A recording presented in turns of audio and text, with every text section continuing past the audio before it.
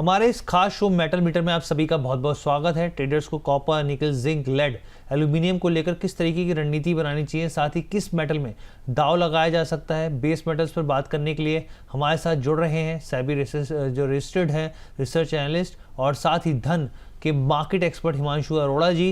हिमांशु जी, बहुत बहुत स्वागत है। Thank you so much sir हमारे साथ जुड़ने के लिए। जी शुक्रिया, thank you so much for the invitation. अच्छा हिमांशु जी, मैं आपसे चर्चा की शुरुआत करूं, सबसे पहले एक बार हम लोग स्क्रीन पर दर्शकों को दिखा देते हैं यहाँ पे कि आज किस तरीके से जो है हमारे जो मेटल्स हैं कैसे कैसे यहाँ पे आगे बढ़ रहे हैं, यहाँ पे क्या स्थिति देखने को मिल रही है। और पिछले कुछ समय में हम लोगों ने देखा है यहाँ पर कि अच्छा खासा रनअप दिखाया है यहाँ पे, लेकिन आज देखिए कॉपर की बात करें तो एक हल्का दबाव है, निकल में देखेंगे तो गिरावट है यहाँ पे करीब 1.5% के आसपास की, जिंक की बात करेंगे तो यहाँ पर भी करीब करीब हल्का दबाव, लेड पॉजिटिव टेरिटरी में कारोबार करता हुआ, एल्यूमिनियम में भी दबाव देखने को मिल रहा है। अब हिमांशु जी, सबसे पहला मेरा सवाल कॉपर पे ही रहेगा सर। कॉपर को लेकर क्या आउटलुक है, चार्ट क्या कह रहे हैं, क्या आपका नजरिया है? जी श्योर, मैं यहाँ पर अपना चार्ट शेयर करना स्टार्ट करता हूँ। जी ये अगर हम यहाँ पर कॉपर को देखें तो कॉपर में टेक्निकली तो यहाँ पर कहीं पर भी वीकनेस देखने को नहीं मिल रही है। ऑल्दो आज प्राइसेस थोड़े से डाउन 0.2% डाउन के आसपास ज़रूर हैं, लेकिन फंडामेंटली कॉपर में फंडामेंटली भी और टेक्निकली भी कॉपर के अंदर वीकनेस के कुछ खास साइंस नहीं है। चाहे हम चिले को देखें, इंडोनेशिया को देखें या पेरू को देखें, तीनों जगहों से, चिले से भी, इंडोनेशिया से भी और पेरू से भी, तीनों जगह पे अवेलेबल जो कॉन्सेंट्रेट है उनकी सप्लाई लगातार कम होती जा रही है, सप्लाई की डिस्ट्रप्शन चल रही है। और ग्लोबल माइन सप्लाई जो है वो भी ब्रॉडली कंस्ट्रेंड है। ऐसे टाइम पर हमारे जो गोल्डमैन सैक्स हैं और बाकी सारे भी रिसर्च हाउसेज हैं वो कॉपर को नियर रिकॉर्ड हाई ही देख रहे हैं। उनका ऐसा मानना है और पर्सनली मेरा भी ऐसा ही मानना है कि मार्केट में छोटी मोटी करेक्शन चलती रहेंगी, लेकिन कॉपर में एक्चुअली में स्ट्रेंथ बनी हुई है हमारे चार्ट्स के अकॉर्डिंग भी। जब तक प्राइसेस 1300 के लेवल के ऊपर सस्टेन कर रहे हैं तब तक every dip is a buying opportunity. तो जितनी बार भी मार्केट अगर आपकी डिप लेती है और जब तक आपका ये वॉर चल रहा है, ऐसे टाइम पर आपका स्ट्रेट ऑफ हॉर्मुज क्लोज रहेगा या फिर स्ट्रेट ऑफ हॉर्मुज में प्रॉब्लम रहेगी, वहां से कॉपर के लिए, एल्यूमिनियम के लिए और बाकी सारे मेटल्स के लिए, चाहे वो सल्फ्यूरिक एसिड हो या फिर और भी कोई रॉ मटेरियल्स हो, एंड इटसेल्फ मेटल्स भी वहाँ से पास होते हैं। तो ऐसे केस के अंदर ये सारे फैक्टर्स जो हैं इस समय, चाहे वो वॉर रिलेटेड फैक्टर्स हो या फिर वो सप्लाई रिलेटेड फैक्टर्स हो, ये सारे ही कॉपर को पॉजिटिव साइड पे सस्टेन करेंगे या सपोर्ट करेंगे। तो प्राइसेस जब तक 1300 के ऊपर चल रहे हैं तब तक every dip can be seen as a buying opportunity. अच्छा सर, कॉपर की आपने हम लोग बात कर रहे हैं तो एक चीज़ बताइए, मैंने कुछ रिपोर्ट्स देखी हैं जिसमें लगातार अमेरिका जो है वो कॉपर पे बड़ा एक्यूमुलेट कर रहा है ज़बरदस्त तरीके से। तो सर ये तो पूरे डिमांड और सप्लाई का कुछ ऐसा तो नहीं कुछ दिक्कत हो जाए आगे चलकर? नहीं, देखिए, चाहे हम अमेरिका की बात करें या फिर चाइना की बात करें, ये दोनों कंट्रीज ही मेटल्स को लंबे पीरियड से एक्यूमुलेट करती जा रही हैं। जी अमेरिका ने अभी कॉपर को ज़्यादा करना शुरू कर दिया है क्योंकि ईवी का थीम हो गया, एआई का थीम हो गया, इन सारी जगहों पर कॉपर की डिमांड लगातार बढ़ती जा रही है। सो उस वजह से अगर अमेरिका को अपनी डोमिनेंट पोजीशन बना के रखनी है इन सारे सेक्टर्स के अंदर तो कॉपर की डिमांड रहेगी। अंटिल लास्ट ईयर अगर हम देखें तो ये फोकस उनका लिथियम पे था, उससे पहले एल्यूमिनियम पे था, अभी फिलहाल कॉपर की तरफ बढ़ रहा है। चाइना इन सारे मेटल्स को लगातार एक्यूमुलेट करता जा रहा है। चाइना ने अफ्रीका से माइंस परचेज कर ली हैं, चिले की माइंस परचेज कर ली हैं, इंडोनेशिया में टाई अप्स किए हैं। तो इसकी वजह से आपकी ग्लोबल ये दोनों कंट्रीज जो है वो मेटल्स को ब्रॉडली एक्यूमुलेट करते जा रहे हैं, which is going to support copper prices in the longer term. अब यहाँ पर सप्लाई कंस्ट्रेंट नहीं हो जाती है, सिर्फ एक फर्क ये आता है कि प्राइसेस महंगे हो जाती हैं। कोई कितना भी एक्यूमुलेट कर ले उसकी वजह से सप्लाई तो मार्केट के अंदर रहती है मोस्टली, सिर्फ प्राइसेस उसके बढ़ जाते हैं। और प्राइसेस बढ़ने की वजह से जिन माइंस में अभी सप्लाई जो है वो डिफिकल्ट भी हो रही थी क्योंकि काफ़ी नीचे जा चुकी थी, ऐसे केस के अंदर यहाँ पर उसकी सप्लाई होनी शुरू हो जाती है और प्राइसेस उसकी वजह से वापस स्टेबलाइज हो जाते हैं। तो ये जनरली आपकी जो साइकिल्स है वो चलती रहती हैं। जब सप्लाई कंस्ट्रेंट हो जाती है, प्राइसेस बढ़ जाते हैं, प्राइसेस बढ़ने की वजह से वो माइंस जो इनऑपरेटिव थी वो ऑपरेटिव होनी शुरू हो जाती हैं क्योंकि उनका कॉपर महंगा बिक रहा है और फिर जी सप्लाई मार्केट में आ जाती है। तो ये ब्रॉडली साइकिल आपकी कई सालों की चलती रहती है इसके अंदर। ठीक है सर, आपने बहुत अच्छे से क्लैरिटी दे दी, फंडामेंटल्स हमारे दर्शकों को समझा दिए यहाँ पर।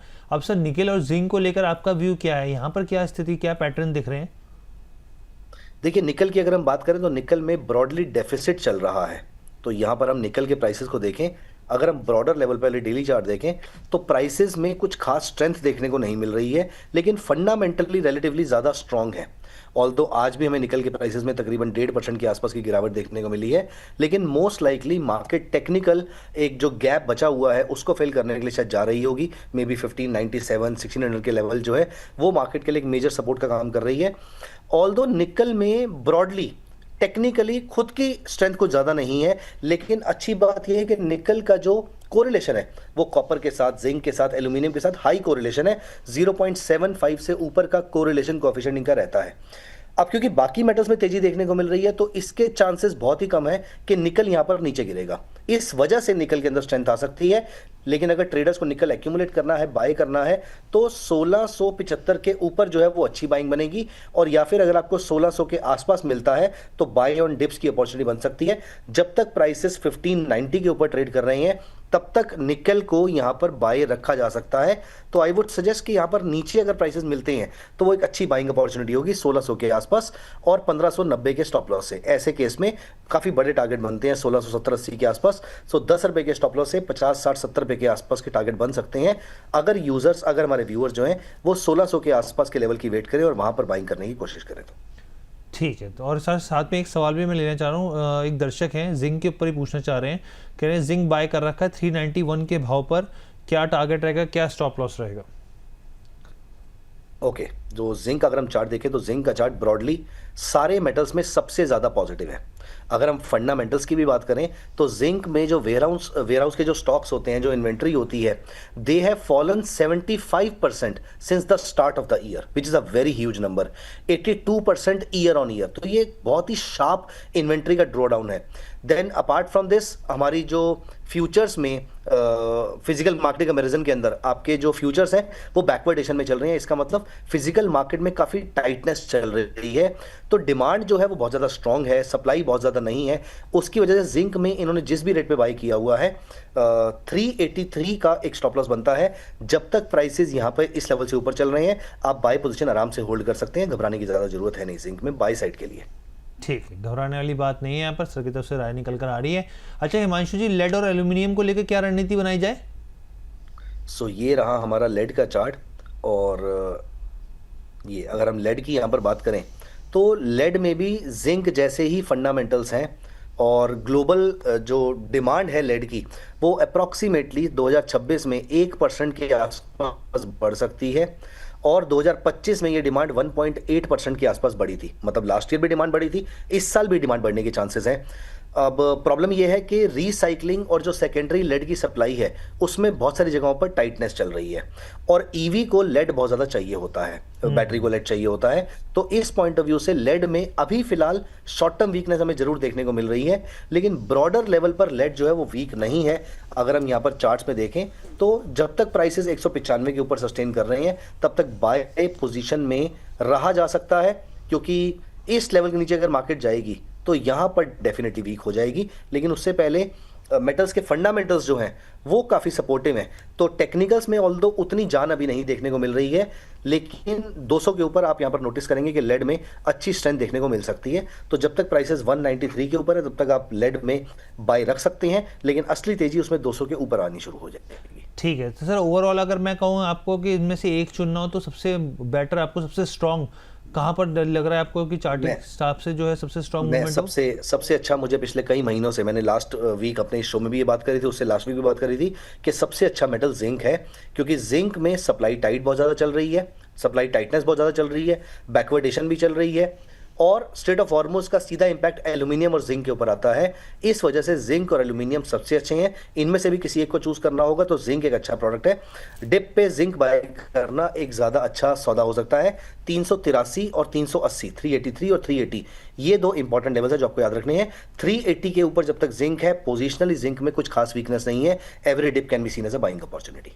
चलिए ठीक है, तो सर की तरफ से पूरी क्लैरिटी पूरे मेटल पैक के ऊपर सर ने एकदम बारीकी से विश्लेषण करके दे दिया। हिमांशु अरोड़ा जी बहुत बहुत धन्यवाद, थैंक यू सो मच हमारे साथ जुड़ने के लिए। साथ ही सर डिस्क्लेमर भी प्लीज शेयर कर दीजिए।